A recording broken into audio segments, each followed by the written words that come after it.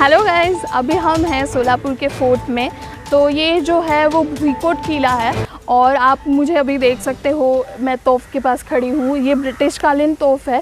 ये जो किला है वो 14वीं सदी में बांधा गया था। बहमन राजवट जब थी, मतलब दक्षिण भारत की जो मुस्लिम फर्स्ट राजवट कहा जा सकता है, वो थी, उनके दौरान बांधा गया था। किसने बांधा है इसके ठोस सबूत अवेलेबल है नहीं। और ये बहुत बड़ा एरिया है, लगभग 24 एकर्स के एरिया में ये फैला हुआ है। और यहाँ की खासियत ये है, इसको जो अभेद्य बनाती है वो है इसकी तटबंदी, जो डबल वॉल्स है। मतलब एक तट होता है लेकिन यहाँ पे 2 तट है, जो बहुत ही स्ट्रॉन्ग है। और 14वीं सदी में बांधे हैं लेकिन अभी भी मजबूत है, खड़े हुए हैं। तो अब हम ये किला देखने वाले हैं। और 1930 में इंडियन गवर्नमेंट ने इसको भारतीय संरक्षित स्मारक घोषित किया और ये अभी भारतीय पुरातत्व खाते के अंडर आता है। तो ये अभी हम देखने वाले हैं। तो चलिए देखते हैं सोलापुर का भुईकोट किला।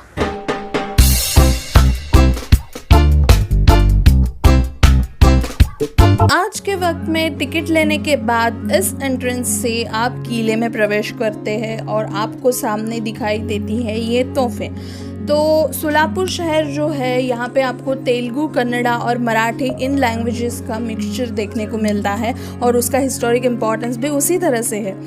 तो यहाँ पे है किले का मेन एंट्रेंस, जो एक्चुअल एंट्रेंस था, मुख्य प्रवेश द्वार।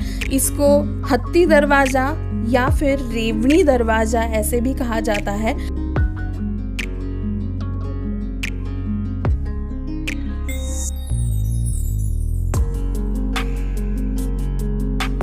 निगरानी रखने के लिए किले में आपको यहाँ पे ऐसे विंडोज़ दिखाई देंगे।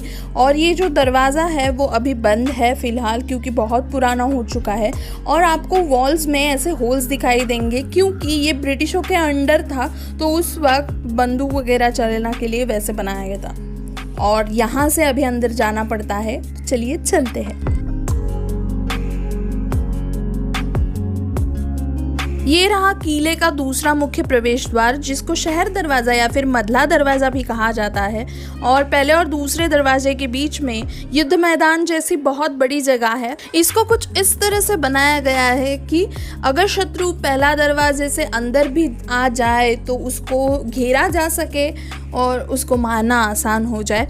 आप बाजू में सभी जगहों से ये ऐसे छोटी छोटी जगहें देख सकते हो, जहाँ पे सैनिक बैठ सकते हैं छुपके। दरवाजे के ऊपर की दोनों खिड़कियों में जाने के लिए सीढ़ियां हैं। 2 खिड़कियों के बीच में एक पार्शियन शिलालेख दिखाई देता है, जिसमें बीजापुर का आदिल शाह सुल्तान मोहम्मद और उसके अधिकारियों के बारे में लिखा हुआ है।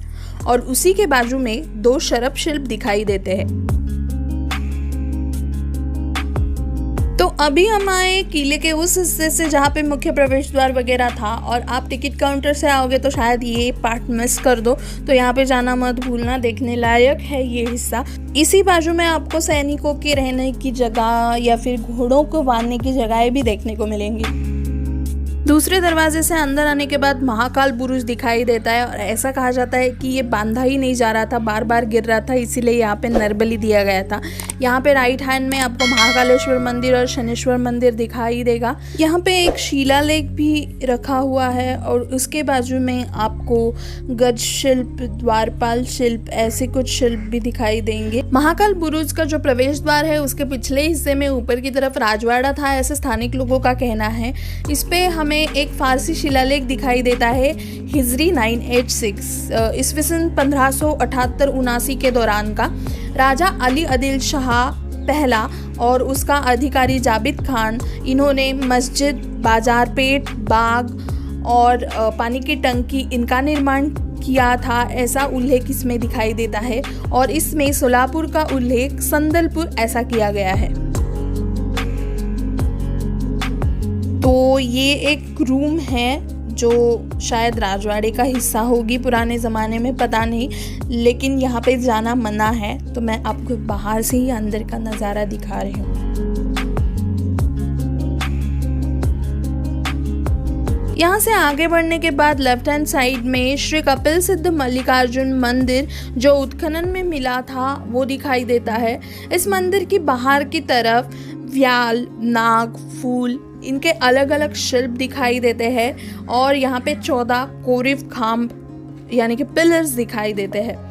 ये मंदिर जो है वो श्री शिव योगी सिद्धरामेश्वर जी द्वारा बांधा गया था। इसका उल्लेख कवि राघवांग जी ने किया था। देवगिरी के यादव, कदम राजे और अन्य साहूकार वतने इनामे दिए थे, ऐसा भी उल्लेख दिखाई देता है। यहाँ के 2 कन्नड़ शिलालेख और 2 बड़े द्वारपाल मुंबई के छत्रपति शिवाजी महाराज म्यूजियम में है और देवी की एक मूर्ति चंडीगढ़ के म्यूजियम में है।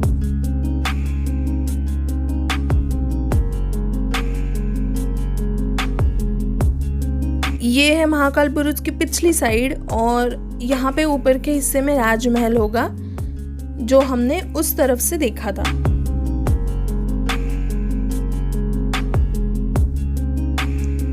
किले में एक मीठे पानी का कुआं है जिसको ऐसे बाहर से बंद करके रखा है ताकि किसी के नज़र में ना आए और कोई गिर विर ना जाए इसलिए।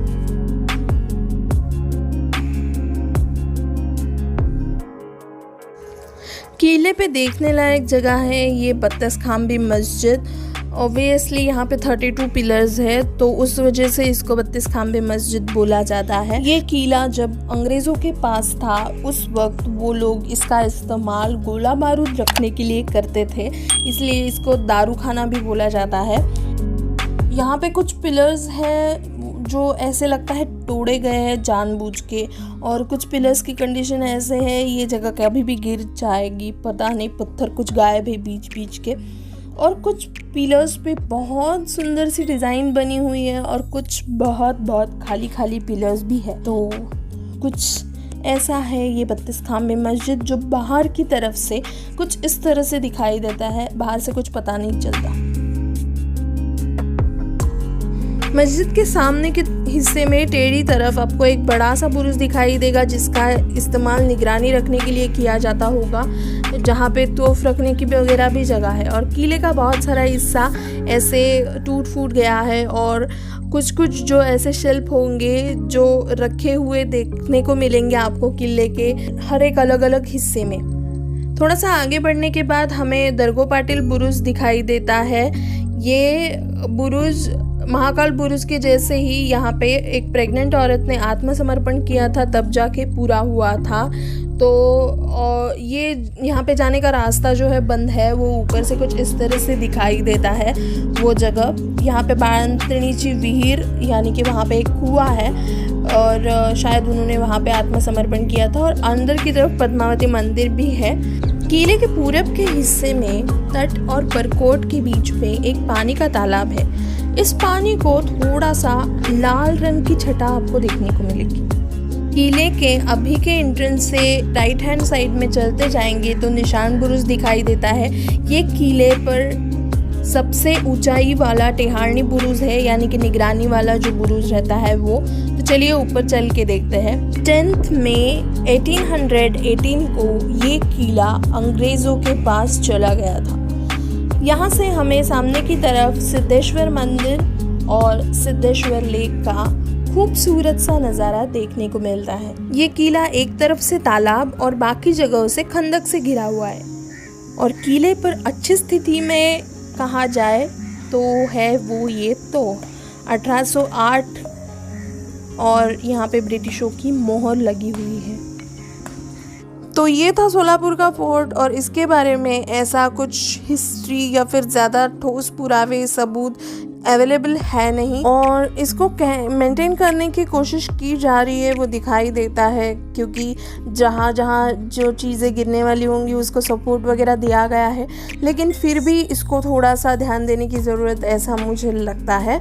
और इसके बारे में कहा जाए तो इस फोर्ट की एक इंटरेस्टिंग बात ये है कि ये फोर्ट दहेज में दिया गया था, एक नहीं 2 बार। जी हाँ, आई होप कि ये वीडियो आपको पसंद आया हो। वीडियो अच्छा लगा हो तो वीडियो को लाइक कीजिए, दोस्तों के साथ शेयर कीजिए और चैनल को अब तक सब्सक्राइब ना किया हो तो सब्सक्राइब ज़रूर कीजिए बिकॉज इट्स फ्री और बेल आइकन प्रेस कीजिए ताकि मेरे आने वाले वीडियोस का अपडेट आपको मिल सके। जल्दी मिलेंगे नए वीडियो में, तब तक के लिए मेरे वीडियोस देखते रहिए, मज़े करते रहिए।